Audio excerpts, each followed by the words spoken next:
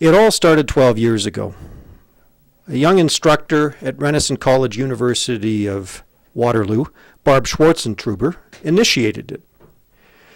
She was teaching courses at Renison and had an interest in spirituality and social work.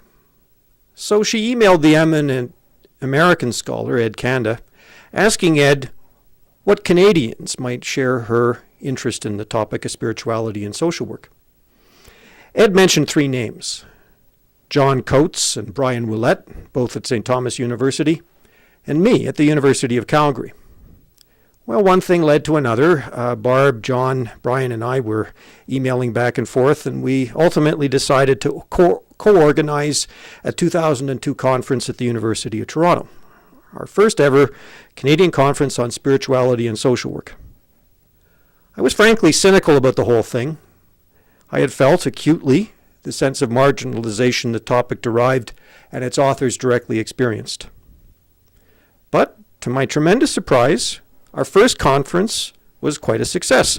It was bigger than the entire Canadian Association of Schools in Social Work, as it was then known. From the get-go, it seemed as though something really special was going on. Here we are, 10, 12 years later. I don't think the word mainstream quite captures what spirituality and social work is in Canada, but we are nonetheless more of an integral part of the profession, less of a flash in the pan, as I thought we might have been when we started it all. From the get-go, we operated on a shoestring budget. Four of us again took the reins for a successive conference at Dalhousie University in 2003.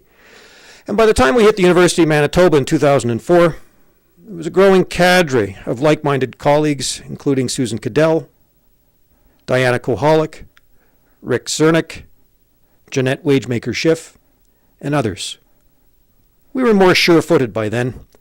Subsequent conferences continued to pivot around our little but growing core, with at least one of us able to be point person at our respective universities for successive conferences at the University of Western Ontario in 2005, Waterloo in 2006, St. Thomas University in 2008, and the University of Calgary in 2010.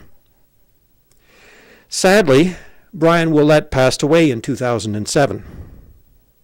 By 2010, it started to feel as though there was a new, emerging generation of scholars dedicated to the topic, and by then Barb Schwarzentruber had returned to active full-time work with the Ontario government. John Coates and I were the longest surviving thread from our group's little beginning 12 years previous. But it was always John Coates who had provided the seminal leadership. John was the one, for instance, who initiated the Canadian Society for Spirituality and Social Work website. It was largely John Coates, with Brian and later acting solo, who carried the lion's share of the operational, organizational logistics for our conferences, for the CSSSW, among other things. It was John Coates who led grant application after grant application to the SSHRC, helping us to obtain those small amounts of money that made such a difference in sustaining our conferences over the years.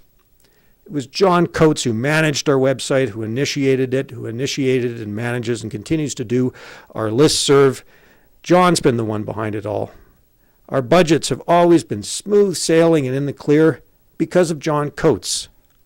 I'd have to say, it probably would have been nice if John had been managing my personal finances. I'd probably have a lot more money in the bank and sounder investments probably if John had been at the helm.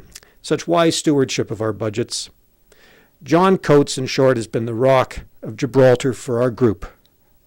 Without him, I don't think we would have sustained our group, nor our conferences. John's scholarship has been exemplary. He's the one person in Canada who led the way in truly ecological social work.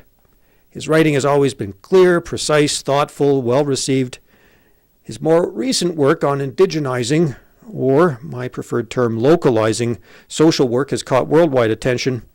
And like his scholarship on ecological social work, he has probably been at the forefront of Canada and the topic of spirituality and social work in general. I've known John Coates for the better part of 20 years. He's been a joy to work with. He's got a great sense of humor. He's bright. He's got kindness and compassion, enormous integrity. He's also one of the few academics I know who follows through on deadline and frequently ahead of deadline.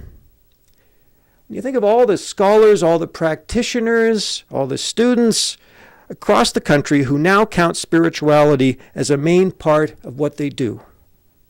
The hundreds of us across the country, we're now heading into a second generation of people who are part of our group.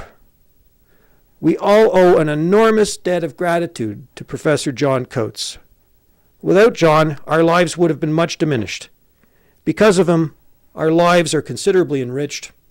John, my friend, thank you so much for all that you've done.